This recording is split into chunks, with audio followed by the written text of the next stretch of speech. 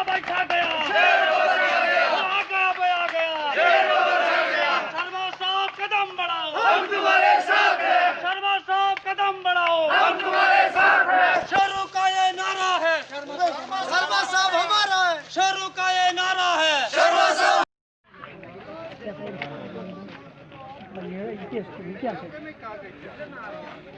शर्मा साहब जिंदाबाद, शर्मा साहब जिंदाबाद, शर्मा साहब जिंदाबाद। छा गया भाई छा गया, शेर बब्बर छा गया। छा गया भाई छा गया, शेर बबर छा गया, छा गया भाई हमारा में छा गया। शेर बबर छा गया। सही बात है।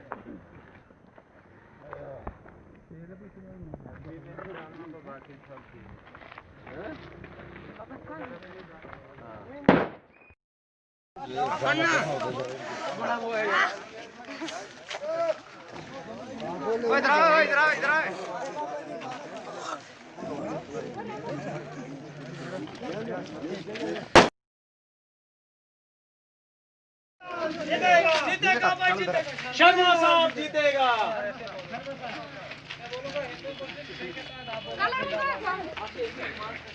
ठीक है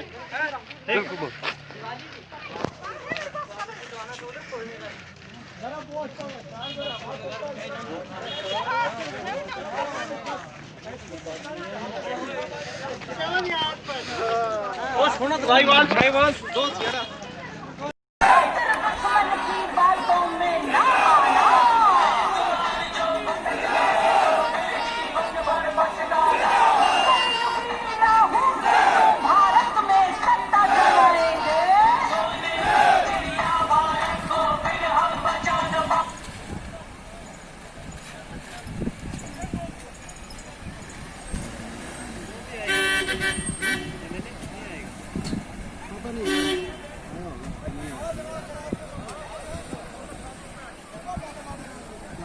अपने यहाँ पे कष्ट किया आप आए। आज हमारे कैंडिडेट भारतीय जनता पार्टी के नीलम कुमारी जी, जो हमारे इश्तियाक भाई वानी जी हैं, स्टेट के स्पोक्स पर्सन रहे हैं, इनकी अध्यक्षता में आज हमने इनका नाम फाइल नॉमिनेशन की यहाँ पे, और बहुत संख्या के लोगों ने यहाँ पे आके इनका स्वागत किया। डीडीसी का इलेक्शन ये भारतीय जनता पार्टी का एक स्वार्थ नहीं था। भारतीय जनता पार्टी ने क्लियर कर दिया कि ये जो ग्राम सभा होती है, जन जन लोग जो रहते हैं, गांव-गांव में लोग जो रहते हैं, कि उनकी पावर उनके हाथों में दी जाए। हमारा 22 साल पहले ऐसे पहले एक इलेक्शन हुए थे पंचायत के, वो भी आदरणीय हमारे मरहूम स्वर्गीय अटल बिहारी वाजपेयी जी ने करवाए थे, तो वो 1 टायर तक ही रह चुका था। दूसरी बार जब हमारे इलेक्शन हुए तो हमारा इलेक्शन 2 टायर में हो गया। हमारे आदरणीय प्रधानमंत्री नरेंद्र भाई मोदी जी ने इसको 2 टायर में किया, और अब भी 73-74 के अमेंडमेंट को इम्प्लीमेंट करते हुए डीडीसी इलेक्शन 3 टायर में बनाया गया, जिससे कि गांव का ही काउंसलर बने और गांव में ही जो डेवलपमेंट के वर्क हों वो उनको सही तरीके से अंजाम दे। सर, जहाँ पे बात आई डेवलपमेंट की, तो अब डीडीसी बंद कर क्या डेवलपमेंट करेंगे अपने एरिया में? आपको जानकारी होगी, हमने अपने अपोजिशन वालों से भी बड़े बार ये बड़े अच्छे स्टेजों से चैलेंज किया कि भाई साहब आपने 70 साल इस जम्मू कश्मीर के अंदर सरकार की राज किया है, और हमने मात्र 3 सालों में राज किया है, और वो हमारे साथ आके सामने डिबेट करें। जो हमने 3 सालों में जनता का प्यार, जनता के काम आए हैं। अभी आपने देखा होगा कोविड-19 लगा हुआ था, यहाँ पे एक महामारी थी, लोग मर रहे थे घरों में। उस महामारी में भारतीय जनता पार्टी का कार्यकर्ता और सेवा भारती का कार्यकर्ता ही लोगों के घरों में गया, लोगों के हाल पूछने गया। ये लोग तो तब मेरे भाई कोरोना में बैठे हुए थे, तो कोमा में चले गए थे। आज ये बड़े दावे से वो अपना गुपकार अलायंस बना के कहीं कहीं कैसे करके ये यहाँ पे एक इलेक्शन लड़ने का शुरू अपना एजेंडा किया हुआ इन्होंने। लेकिन आज लोगों को पूरा पता है जो हमारे नरेंद्र भाई मोदी जी ने यहाँ के विकास किए हैं, सबका साथ, सबका विकास, सबके विश्वास के साथ हम लोग आगे बढ़े हैं, और आगे भी हम ऐसे ही करेंगे कि जो उनके एक नारा है, सबका साथ, सबका विकास, सबका विश्वास, उसी से हम आगे बढ़ेंगे। अभी आप लोग ने देखा होगा कि ये लोग जब यहाँ पे ऐसी हालात चली, महामारी हुई, तो कहीं भी आप लोगों को ये लोग नजर नहीं आए। अगर मैं आप लोगों से यही प्रार्थना करूंगा कि यहाँ पे हमारे हिंदू, मुस्लिम, सिख, ईसाई सारे भाई बैठे हैं, मैं उनसे प्रार्थना करूंगा कि अगर ये आपको वोट मांगने आते, आप इनसे पूछिए कि इन 6 महीनों में आप लोग कहाँ थे। तब आपको याद नहीं था कि ये लोग जिंदा है या मरे। मेरे भाई, मैं आप मीडिया वालों का बहुत बहुत शुक्रगुजार हूँ। मुझे एक प्राणु का किस्सा याद आता है। हमारे भाई एक मीडिया का प्राणु किसी के घर में गया, और वहाँ पे एक बेचारा श्रीमान जी थे, उनकी श्रीमती जी स्वर्गवास थी और छोटे छोटे बच्चे थे, और उस मीडिया के द्वारा उसकी आवाज हम तक पहुंची कि इस घर में कोई खाना नहीं है, कुछ नहीं, इसका चूल्हा नहीं जल रहा है। और आप यकीन नहीं करो, मैंने 48 मिनट में उस मंडल के अध्यक्ष को, उस मंडल में जो हमारे महामंत्री रहते थे, मैंने उन दोनों को भेजा और उसके घर का चूल्हा जलाया। अभी आपने देखा होगा कि इस महामारी के दौर भी कितना विकास किया मोदी जी ने।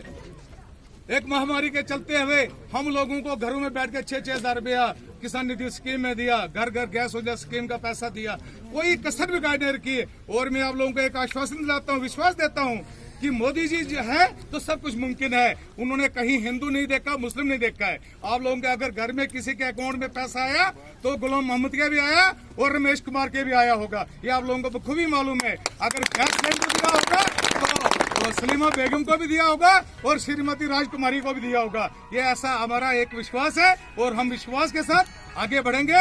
हम पूरी डिस्ट्रिक्ट डोडा की जितनी भी डेवलपमेंट काउंसिल है हम जीतेंगे और आदरणीय हमारे शक्तिराज परिहार जी इस डिस्ट्रिक्ट डेवलपमेंट के चेयरमैन बनेंगे। लोगों को पूरा विश्वास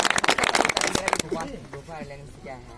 और सेकंड नंबर, अब ये गठबंधन कर दिया, एनसी पीडीपी सारे जुड़ चुके हैं और वही आखिरकार उन्हीं 2 सीटों पे क्यों चुने हैं जहाँ से शक्तिराज परिहार जी आए हैं। मैं राहुल जी आपका बहुत बहुत धन्यवाद, आप मुझसे ऐसा सवाल आप लोगों ने देखा होगा कि कांग्रेस और एनसी के पास तो कैंडिडेट भी नहीं मिलने लगे। उन्होंने हमारे ही भारतीय जनता पार्टी के हमारे भाइयों को अपना कैंडिडेट बनाया हुआ है। आप लोगों ने देखा होगा इस डीडीसी इलेक्शन में हमारे भारतीय जनता पार्टी के कार्यकर्ताओं को कैसे फंसला के उन्होंने लिया और अपने कैंडिडेट बनाना चाहा। गुप्कार अलायंस उन्होंने इसलिए बनाया हुआ है कि शक्तिराज परिहार जी ने जो इन 3 सालों में डेवलपमेंट की है, लोगों का प्यार उन तक है और उनको लोगों ने मजबूर किया कि 2 जगह से लड़ने के लिए। हमने सोचा था, बहुत बार हम चाह रहे थे कि काश अगर हमारे भाई अब्दुल मजीद वानी साहब अगर एक जगह से लड़ते और खालिद नजीब सरवरी साहब भी एक जगह से लड़ते तो मजा तब था, लेकिन अब उन्होंने ग्राउंड को पहले खाली कर दिया, अपने हार को उन्होंने बिल्कुल मान लिया है और गुप्कार अलायंस ये मतलब सारी पार्टियां मिल चुकी है, ये एक दूसरे के साथ मिल चुकी है। क्या आपका पॉसिबल है शक्तिराज परिहार, बात करें हम शक्तिराज परिहार, जी हाँ एक ही है, सारी पार्टियां डिस्ट्रिक्ट डोडा में मिल चुकी हैं, एक बीजेपी जो है एक पार्टी है जो इकट्ठा है। तो आपका क्या लग रहा है कि आप पॉसिबल है इसमें यहाँ? भाई साहब मैं आपको ये जानकारी दे दूं, जब तक हमारे आदरणीय प्रधानमंत्री नरेंद्र मोदी जी हमारे रक्षक बैठे हुए हैं, इस देश के प्रधानमंत्री हैं, तब तक भारतीय जनता पार्टी के कार्यकर्ता को कोई भी कहीं से नहीं हरा सकता है। ये मैं आपको गारंटी दूंगा कि हम 14 की 14 सीटें बहुत मार्जिन से जीतेंगे। हमारे क्या दिमाग है, गुप्कार क्या है, ये गैंग क्या है? भाई साहब इसके लिए तो हम कुछ नहीं बोल सकते कि उन्हें गुप्कार अलायंस स्कीम बनाया है। आप लोगों ने देखा कि आर्टिकल 370 टूटने के बाद, 35A टूटने के बाद यहाँ का सारा जो भी राष्ट्र है वो सारा एकजुट में खड़ा हो चुका है। आपने देखा होगा 26 अक्टूबर को जब हमारा एक विलय दिवस था, कश्मीर के अंदर हजारों की गाड़ियों में तहदाद के लोग हजारों गाड़ियों में थे जिनमें तिरंगा फैला हुआ था। वही लोग कल तक बोलते थे कि हम तिरंगा को हाथ नहीं लगाएंगे। आप यकीन नहीं करोगे, मुझे ये चीज कहनी नहीं चाहिए लेकिन इसमें मैं चाहूंगा भी नहीं। कल मैं एक दूसरा हमारा कैंडिडेट जी थे मनोहर लाल जी सुराला में, मैं उनकी फाइल नॉमिनेशन करने गया था, तो मुझे एक मुस्लिम भाई जो मेरे दोस्त थे उन्होंने मुझे फोन किया। उस गांव में जाके इन लोगों ने अटैक किया वहाँ पे, उन्होंने बोला कि आप हिंदू को वोट दोगे तो मुसलमान खतरे में हो जाएगा। और उस मुस्लिम भाई नौजवान ने जवाब दिया कि फारूक अब्दुल्ला साहब आपने अपनी बेटी का रिश्ता राजेश पायलट के घर में किया है, अगर आपको लगता है कि मुसलमान खतरे में है तो इसलिए इन्हें ये गुप्कार गैंग जो बनाया है अपने आप को खत्म कर चुका है। जो ही आदरणीय प्रधानमंत्री जी ने हिंदुस्तान को मजबूत किया, राष्ट्र को मजबूत किया है, तो ये लोग कहीं आपको कोई खतरा नहीं किसी को। यहाँ पे मैं चैलेंज से बताऊंगा, गारंटी दूंगा, किसी मुस्लिम भाई के पैर में कांटा जाएगा हम दांत से निकालने वाले शख्स है। और आप लोगों ने हमारे 35 साल की पॉलिटिकल इतिहास में आपने देखा होगा हमारा कोई दुश्मन नहीं है। हमने विकास करने की एक ठानी है कि जो आदरणीय प्रधानमंत्री नरेंद्र मोदी जी हैं, जो उन्हें एक नारा दिया है सबका साथ सबका विकास, हम उस विश्वास को लेके आगे बढ़ रहे हैं। और आप लोगों को ये विश्वास होना चाहिए कि हम कभी किसी से धोखा नहीं करेंगे। एक में तुरंत में अभी आप देखते होंगे अपने बिहार में इलेक्शन हुए और हर चैनल ने भारतीय जनता पार्टी को लास्ट बैक पे पहुंचा दिया। उन्हें बोला कि भारतीय जनता पार्टी तो अब यहाँ से जीत नहीं सकती है, लेकिन नरेंद्र भाई मोदी जी ने उस टाइम ही बोला था कि हम यहाँ से जीतेंगे, और आपने देखा 125 सीटें जीत के मार्जिन में पूरे वो मेजॉरिटी में अपनी सरकार वहां पे बनाए। अगर हमने विश्वास को खोना होता था तो हम नीतीश कुमार जी आज का मुख्यमंत्री वहां पे नहीं बनाते। नरेंद्र भाई मोदी जी ने पहले तय कर दिया था कि हमारे मुख्यमंत्री बिहार में होंगे तो वो नीतीश कुमार जी होंगे, और उन्होंने उसी विश्वास को बढ़ाते हुए फिर 8वीं बार उनको वहां का मुख्यमंत्री बनाया। वहां की बहनों ने, मैं बहनों से, यहाँ पे बहनें हमारी है, माता है, मैं इनसे भी निवेदन करूंगा, वहां की बहनों ने, मुस्लिम मेजॉरिटी एक स्टेट होते हुए भी मुस्लिम बहनों ने वहां पे स्वागत किया नरेंद्र मोदी जी के जो फैसले आए थे उनके, जो उनके घर घर में चूल्हा दिया, ट्रिपल तलाक से खलासी कराई। उन्होंने बोला कि हमें तो मोदी जैसा प्रधानमंत्री चाहिए। तो इसलिए मैं आप लोगों को सबको आश्वासन देता हूँ अपने भारतीय जनता पार्टी के बिहेव से कि आपको कोई खतरा नहीं, किसको कोई खतरा नहीं है। ये लोग आ जाएंगे, हम लोगों को आपस में लड़वाएंगे, और उसके बाद ये फिर नजर नहीं आएंगे कहीं आपको। आप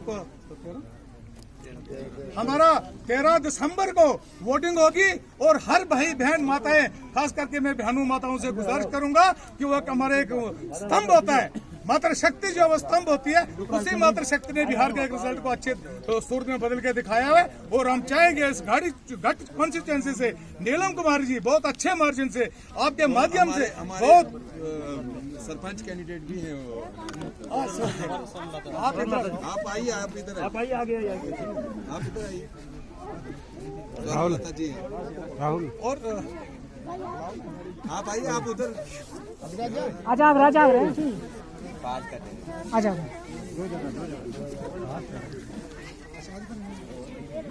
ना खातिर। और साथ में मैं आप सभी लोगों से निवेदन करूंगा कि हमारी बहन स्वर्णलता जी ने आज अपना सरपंची का फाइल नॉमिनेशन किया हुआ है, और इनको भी आप भारी अक्सरियत से जिता के पंचायत में भेजेंगे। मेरी आपसे यही निवेदन रहेगी। और 13 दिसंबर को ही ये दोनों पोलिंग होंगी, वोटिंग जो होगी हमारी 13 दिसंबर को होंगी। सुबह 7 बजे ही हम वोटरों को अपने अपने घरों से निकाल के अपने बूथ पे पहुंचाना है। मेरा यही मैं आपसे निवेदन रहेगा कि 13 दिसंबर को कोई भी हमारा व्यक्ति घर में ना रहे, और खुले दिल से आके भारतीय जनता पार्टी को वोट करेंगे। मेरा यही निवेदन है। शुक्रिया, जय हिंद, जय भारत। जैसे आप तो सारे एक, लेकिन भारतीय जनता पार्टी एक लोग की एक मतलब खुद से अपने दम पे लड़ रही है। चलो अब हालात देखेंगे आगे क्या होता है। हमारे साथ बातचीत करने के लिए और हैं इतिहास जी घर से है। सर आपका क्या मैसेज रहेगा पब्लिक के लिए? मैं पहले एक शेर कहूंगा, क्योंकि बातें तो सब स्वामीराज जी ने बोली थी। कल तक जो बेवफा थे आज वफादार हो गए। कुछ जगहों पे ये एक दूसरे के तरफदार हो गए। हम अगर खोलेंगे जबान तो कहेंगे ये गद्दार हो गए। एक ही मैसेज दूंगा, नरेंद्र मोदी जी आपको कोई चिंता नहीं है जब तक जम्मू कश्मीर की इस स्टेट में स्वामीराज जी, इश्तियाक वानी जी या गिरधारी लाल जी या इनकी धर्मपत्नी या जगदीश ठाकुर की धर्मपत्नी आपके साथ है, तो जम्मू कश्मीर के भाईचारे को कोई टीस नहीं पहुंच सकती है। और एक चीज आपके माध्यम से जरूर कहूंगा कि वो बोल रहे हैं कि ये फॉसिस्ट ऑर्गेनाइजेशंस हैं और ये पोलराइज कर रहे हैं। मैं एक ही चीज बताऊंगा आप लोगों के माध्यम से, मुझे आप बताइए पोलराइज हम कर रहे हैं कि आप गुंदना में जाकर पोलराइज कर रहे हैं, आप मरमत में जाकर पोलराइज कर रहे हैं? क्या वजह है कि यहाँ आपका कार्ड नहीं है हमारी घाट सीट से, और गोंदना और मरमत में जाकर आप अलायंस पर लड़ रहे हैं? क्या वजह है? कि आप चाह रहे हो कि हम शक्तिराज जी परिहार के लिए पूरा जोर लगाएंगे? तुम्हारे जोर से कुछ नहीं बनेगा। वोट वहां डालना है अवाम ने, हिंदू और मुसलमान भाइयों ने। ऊपर मुलानेपुर तेले बिशोरो छो नरेंद्र मोदी जी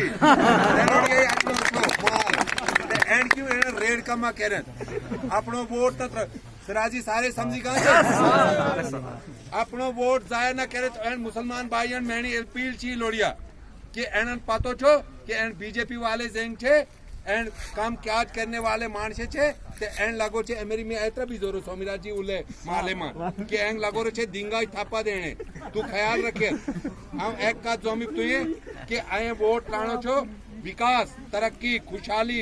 आज अगर आरनोड़े वाले त्रोछनी घाटे वाले जो है वोट ते आज आए क्यों परेशानी थी कि अगर आज इले शर्मा साहब थी लाड़ी या जगदीश जी थी लाड़ी लगोची चुनाव लड़ने एना हक जो है।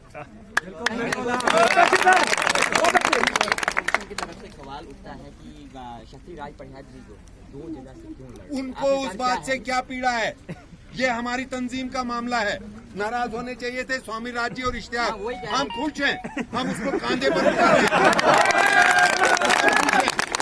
हमें कोई तकलीफ नहीं है, हमें कोई पीड़ा नहीं है। उनको क्यों पीड़ा है?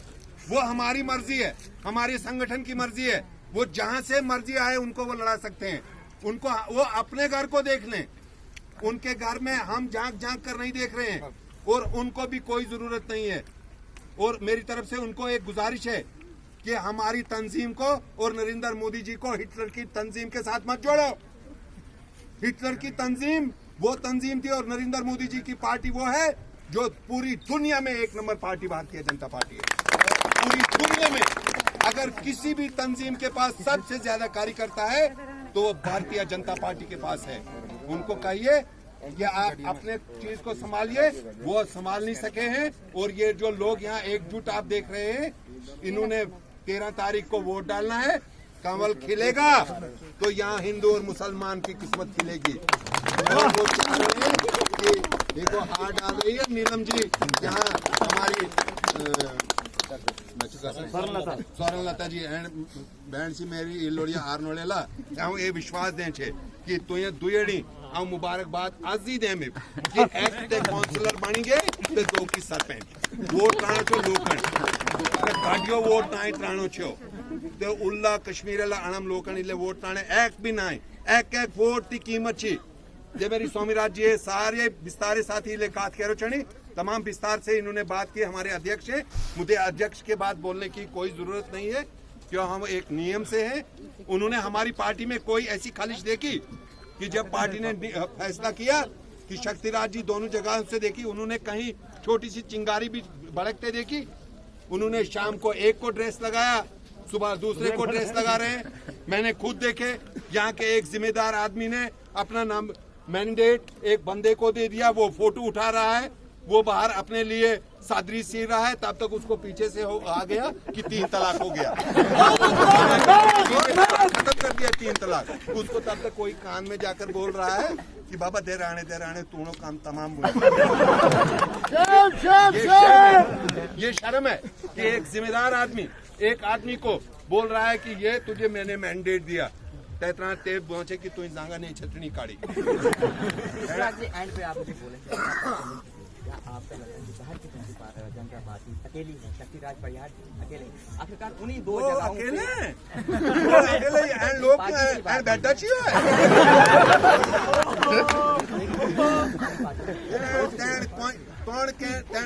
भी कह रहे तेन भारतीय जनता पार्टी इला ना हराई सकते एंड जम्मू कश्मीर में लोग फैसले कर सकते। हम उर्दू में दो वो कुछ भी करें, वो नरेंद्र मोदी जी के विकास को नहीं रोक सकते हैं। ये जो पटरी पर गाड़ी दौड़ रही है ये तेजी से दौड़ेगी। और मैं इन्हीं अल्फाज के साथ एक नारा लगाऊंगा, मैं जरा नारा लगाऊंगा, मगर एक शख्स के मुंह से इसकी आवाज और आपकी जोरदार तालियां इस बात की गवाही देनी चाहिए कि आप में अभी कितना दम और कितना हौसला है। भारतीय जनता पार्टी भारतीय जनता पार्टी भारत माता की भारत माता की भारत माता की। इन्हीं शब्दों के साथ मैं अपने अध्यक्ष जी को, यहाँ बहुत सारे लोग हैं जिनका मैं परिचय देना चाहता हूँ। यहाँ बच्चन शर्मा जी हैं, यहाँ हमारे मंडल अध्यक्ष ऑफिस सेक्रेटरी बाबूराम जी हैं और बहुत सारी आप तो देखो भाई बाबा ताक तो इलेची हो पाते हैं हमसे आगे। सम्राट जी अब एंड पे कहीं ना कहीं मुझे खुद लग रहा है कि जा रहा है, तो अब आपके अपने वोटर जो आपकी हर पंचायत में हैं आपको सवाल ले रहे हैं, क्या मैसेज रहेगा आपको? राहुल जी, मैं आपके चैनल के द्वारा सभी लोगों से प्रार्थना करूंगा कि हमें कहीं गुमराह नहीं होना है। हमको एक आवाज में, जैसे भाई इश्तियाक वानी जी ने अभी एक नारा लगाया, एक ही आवाज में सब लोगों का जवाब आया, ऐसे ही हमने अपने पोलिंग बूथ पे जाके वोट को कास्ट करना है। इससे पहले मैं आपको बता गया और इन्होंने भी खुल के बता गया कि रात को एक कैंडिडेट होता है, दूसरे दिन दूसरा होता है। तो हमें कोई डरने की तो जरूरत नहीं है। हम बिल्कुल जीते हुए, हम 14 की 14 कॉन्स्टिट्यूंसी जीतेंगे। हमें पूरा विश्वास है जो नरेंद्र भाई मोदी जी ने और आदरणीय शक्तिराज परिहार जी उन सपनों को हमने देखा है कि वो कितने पूरे होते हैं, वो कितने वादे वफा हैं हमसे, ये किसी को बताने की जरूरत नहीं या किसी को समझाने की जरूरत नहीं। तो ज्यादा वक्त ना लेते हुए मैं आपसे यही चंद गुजारिशात करूंगा कि अगर हम पीछे नजर दौड़ाएं तो यहाँ पे बीजेपी ने इतने अरसे से जो फिरका परस्ती फैलाई, इतने अरसे से जो अपना एजेंडा हम लोगों पे थोपना चाहा, तो इतने अरसे से हम उनको जवाब देते रहे, लेकिन वो है कि सुधरने का नाम ले ले रहे हैं, बार बार हमसे टकरा रहे हैं। इन्होंने पहले पंचायती चुनाव कराए तो मुंह की खाई। आप सब लोगों को पता है कि बीजेपी ने जब यहाँ पे पंचायती चुनाव कराए तो उसमें मुंह की खाई, फिर भी चुनाव कराए तो मुंह की खाई। अभी ये इस रास्ते से आ रहे हैं और देखो भी रास्ता कौन सा अपनाया है।